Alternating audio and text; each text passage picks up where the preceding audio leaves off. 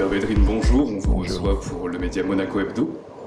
Alors première question, considérant l'invasion russe en Ukraine du 21 février, sommes-nous entrés dans une sorte de nouvelle guerre froide?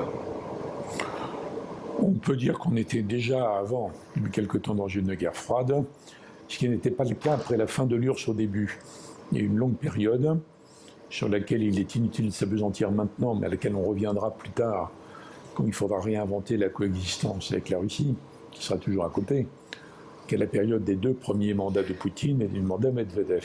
Et on est longtemps après, c'est plus le même homme, c'est plus le même Poutine, c'est plus la même Russie, donc tout ça n'a pas d'utilité aujourd'hui. En tout cas, oui, la guerre froide, sauf que c'est peut-être moins pire parce que c'est moins global et pire parce que c'est chaud, parce que la guerre en Ukraine, c'est pas froid, justement. La guerre froide, elle n'a pas éclaté.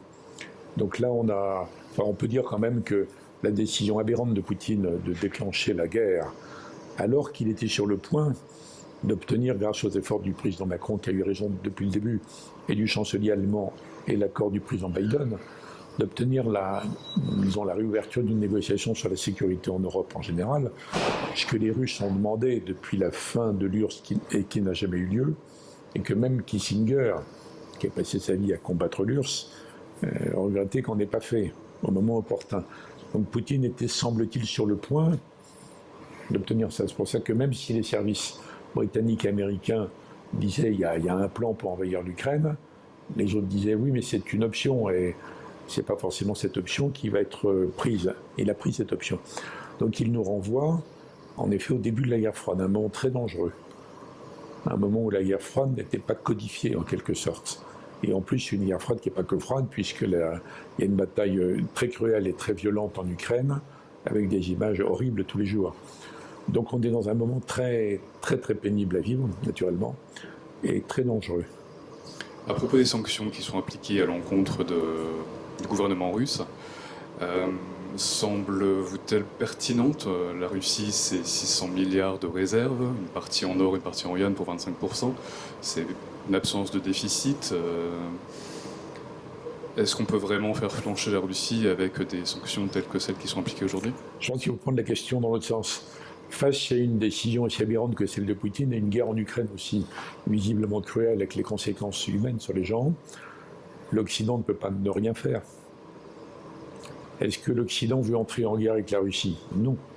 Non, on le voit bien, les opinions, les États-Unis, non. Ils avaient d'ailleurs écarté dès l'origine l'idée d'envoyer des troupes en Ukraine qui n'est pas membre de l'OTAN, il n'y a pas d'obligation non plus. Donc on ne peut pas ne rien faire. Donc même si on pense, comme c'est mon cas, que les sanctions, c'est une procédure trompeuse, et qui souvent ne marche pas, le plus souvent, qui souvent pénalise les peuples, ou les gens qui sanctionnent, plutôt que ceux qui sont sanctionnés, même si on pense tout ça, dans le cas d'espèce, on n'a pas le choix. On n'a pas le choix, donc il fallait au minimum tirer les leçons du fait que beaucoup de sanctions dans le passé n'ont pas fonctionné, elles n'ont pas atteint l'objectif, et donc il fallait sanctionner de façon très ciblée, très précise, de façon à toucher des gens qui sont liés au pouvoir ou qui en bénéficient ou qui, d'une façon directe ou indirecte, financent l'effort de guerre, etc., en essayant de ne pas toucher le peuple russe. Je pense qu'il est très important de rappeler sans arrêt que c'est les réactions que Poutine nous oblige à avoir, mais ce n'est pas pour toucher le peuple russe, et adopter des sanctions qui soient tenables dans la durée. C'est pour ça qu'il faut se méfier d'une surenchère américaine, par exemple, sur l'énergie, parce qu'ils n'en dépendent pas, ils s'en fichent un peu, donc il faut trouver quelque chose qui soit puissant, durable, très ajusté, en espérant après, même si on ne peut pas le démontrer, que ça va finir par exercer une pression à l'intérieur du système russe, même si c'est Poutine qui est tout de tout seul, in fine, vous voyez, pour dire, bon, maintenant, il faut chercher une porte de sortie. Mais donc, on n'avait pas d'autre solution que ça. Et quelle solution autre que celle-ci, puisque comme vous le dites à juste titre, ce sont les peuples russes et peuples européens aussi, avec la montée des prix de l'énergie qui en pâtissent. Que peut-on imaginer pour une sortie de crise, une sortie de guerre même? Il y a plusieurs scénarios maintenant. Il y a un scénario il faut espérer que tout sera fait pour qu'il n'ait pas lieu, qui sera un scénario d'escalade en intensité ou en élargissement géographique. Il y a un scénario auquel il faut beaucoup travailler, mais on n'en est pas là du tout, qui est le début d'un commencement de recherche de solutions politiques. Et ça a commencé par un cessez-le-feu. Pourtant, il y a déjà des dommages irréparables sur le plan humain, des morts, enfin, Mais ça, c'est deux scénarios qui ne sont pas les scénarios actuels. Le scénario actuel, c'est un long pourrissement. Un long pourrissement avec ce que ça d'insoutenable par rapport aux souffrances ukrainiennes, de dur par rapport aux opinions européennes qui sont très bouleversées, à juste titre, très mobilisées, très solidaires, on le voit sur les réfugiés, mais personne ne veut entrer en guerre. Le peuple russe non plus, enfin on ne sait pas bien, mais si on fait la moyenne de ce que racontent les experts ou les gens qui ont des contacts en Russie, qui parlent tous les jours, bon, en gros on peut dire que même si beaucoup de Russes pensent la même chose que Poutine sur l'histoire de l'Ukraine et l'origine du monde slave, on peut trouver ça aberrant, mais enfin ils sont nombreux à penser ça. En même temps, les mêmes experts disent mais le peuple russe déteste la guerre, pour des raisons historiques, pour des raisons plus récentes liées à l'Afghanistan, pour des raisons de mort, les mamans russes, bon, tout ça. Donc il y a l'idée qu'une opinion russe peut être très très furieuse, très ulcérée par l'Occident, peut-être. J'en sais rien, on n'a pas de sondage sérieux. Hein. En même temps, on ne voudrait pas la guerre. Mais c'est un phénomène assez lent. Il faut que ça progresse, ça percole dans le système russe. Donc on est dans des rythmes différents. C'est là où je reviens à votre question d'avant. Il faut qu'on ait en Occident, en Europe d'abord et en Occident en général, des positions très fermes, très dissuasives, très solidaires, mais tenables. Tenables dans la durée. Il ne faut pas que des opinions européennes lâchent en route, voyez. Donc il y a un problème d'ajustement, et je trouve que c'est bien fait pour le moment. Les dirigeants occidentaux font pour le mieux, même si c'est désolant de ne pas avoir réussi à convaincre Poutine de ne pas employer cette voie-là.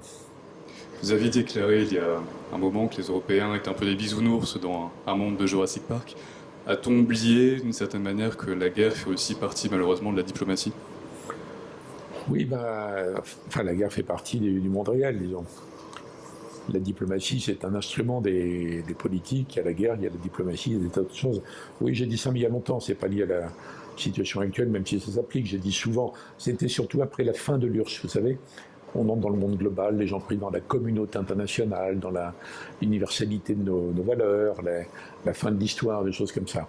Et c'est là où j'ai dit souvent, attention, les Européens sont des bisounours dans un monde qui est celui du Jurassic Park. À l'époque, ce n'était pas entendu cette remarque, vous considérez comme une insolence.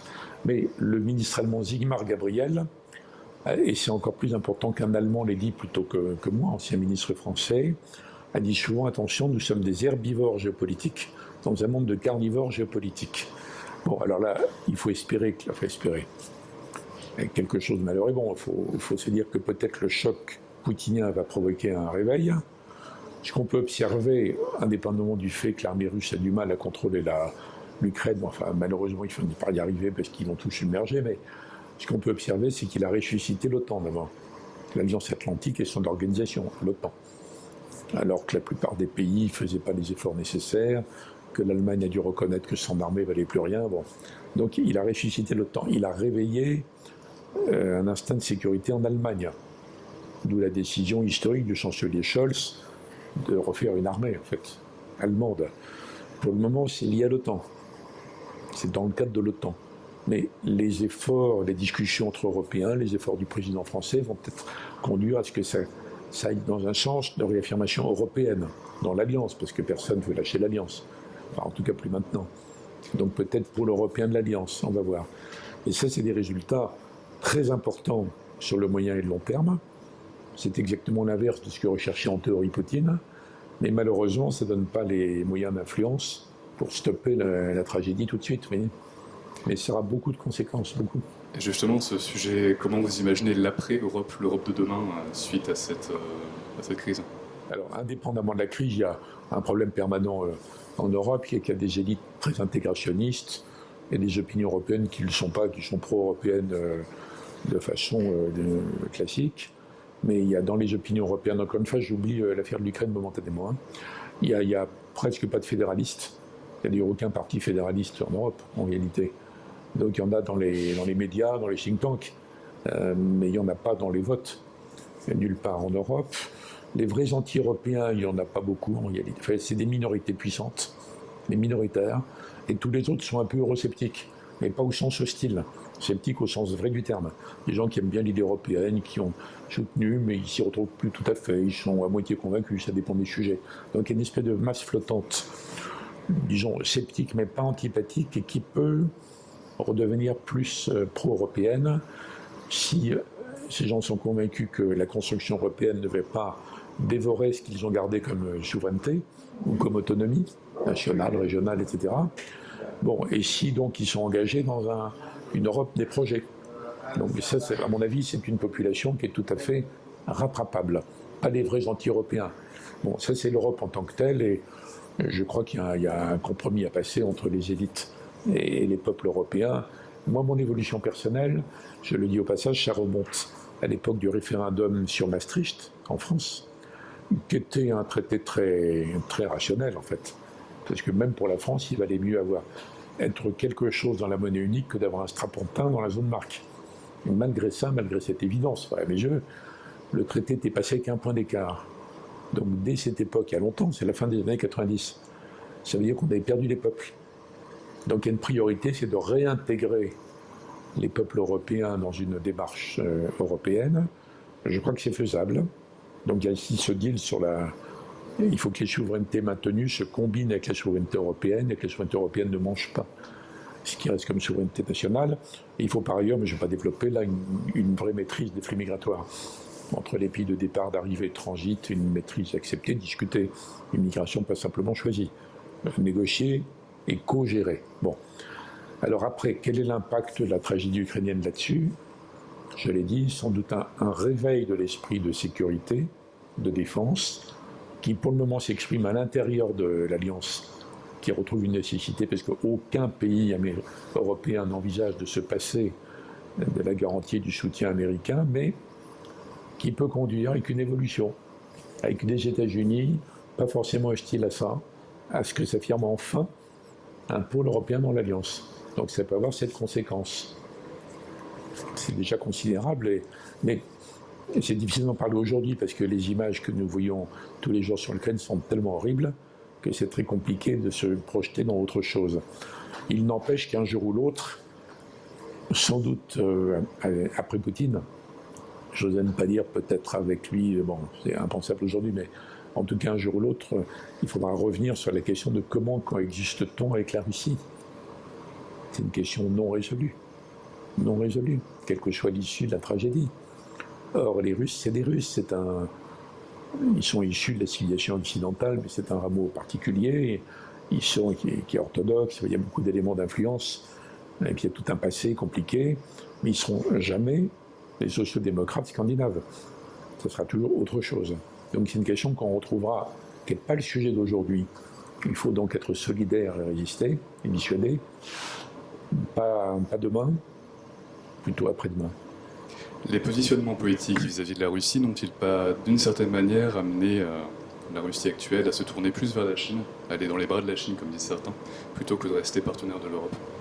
Alors, les vieux stratèges de la guerre froide, Kissinger, Brzezinski, etc., après la chute de l'URSS, pensaient justement qu'il fallait envisager quelque chose avec la Russie, à l'époque où le Poutine d'autrefois, était disponible, ce que pensait Mitterrand d'ailleurs aussi, de façon gaulienne. Bon, ça n'a pas été fait, puisque ce qui a été fait, c'est plutôt le triomphalisme américain. C'était dans ce but. C'était dans le but de faire en sorte que la Russie ne redevienne pas une bombe à retardement. Et deuxièmement, qu'on n'alimente pas la relation Russie-Chine. Mais ce deuxième argument est venu plus tard, parce que pendant très longtemps, les Occidentaux, derrière les Américains, ont cru qu'en encourageant le développement de la Chine, en la faisant entrer dans l'OMC alors qu'elle ne respectait pas les règles, en réalité, en 2001. C'est encore plus important que le 11 septembre, ça, vous voyez. Ils ont vraiment cru qu'en l'aidant à se développer, donc à s'enrichir, ils allaient se moderniser et donc se démocratiser. Ce qui n'a pas du tout marché. Donc à ce moment-là, depuis l'arrivée du président Xi Jinping, on va dire, en 2013, certains Occidentaux restés de la grande école réaliste, mais qui est minoritaire aujourd'hui, parce que l'Occident d'aujourd'hui est manichéen. C'est le combat du bien contre le mal, et parfois on a l'impression qu'en plus c'est vrai, bon, comme là. Mais quelques vétérans de la guerre froide ont dit c'est une idiotie de pousser, c'est pas notre intention, mais nos politiques ultra bien intentionnées, totalement justifiées sur le plan moral et compagnie, en pratique, ça pousse la Russie, à qui s'affiche la trouille, mais qui n'a pas le choix de se rapprocher de la Chine. Donc à l'échelle historique, sur l'avenir de la civilisation occidentale, pour employer les grands mots, c'est idiot. C'est pas ce qu'il faudrait faire. Mais comment faire autrement si on a cette Russie qui s'est transformée en... J'ai dit il y a quelque temps dans le Figaro, c'est pas parce qu'on a contribué à réveiller le monstre qu'il ne faut pas le combattre. Donc là, on en est au combat, par des moyens appropriés, que les démocraties puissent se donner. Il ne faut pas mentir non plus. Mais un jour ou l'autre, on tombera sur cette question, dont celle que vous posez. Combat qui va jusqu'à une certaine forme de combat idéologique, puisqu'on de plus en plus caricature aussi ce conflit en ramenant à des références du Troisième Reich, en comparant Poutine et Hitler.